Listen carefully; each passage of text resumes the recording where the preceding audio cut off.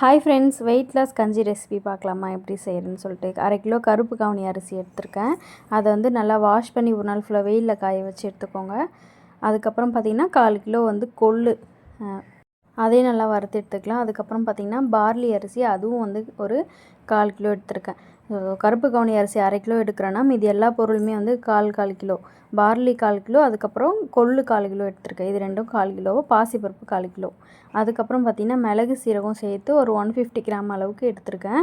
இது எல்லாத்தையுமே சேர்த்து நல்லா வந்து ரோஸ்ட் பண்ணி வறுத்து எடுத்துக்கலாம். ஒரு 10 நிமிஷம் நல்லா ஹீட் ஆனதும் நல்லா பொரிஞ்சு ஒரு மாதிரி ஸ்மெல் வரும் இல்லையா, அந்த மாதிரி நம்ம எடுத்து இதை நல்லா ஆற வச்சு பவுட்ரு பண்ணிக்கலாம். நெக்ஸ்ட் வீடியோவில் நான் பவுட்ரு பண்ணுறதை காட்டுறேன், கஞ்சி எப்படி செய்யணுங்கிறதையும் காட்டுறேன்.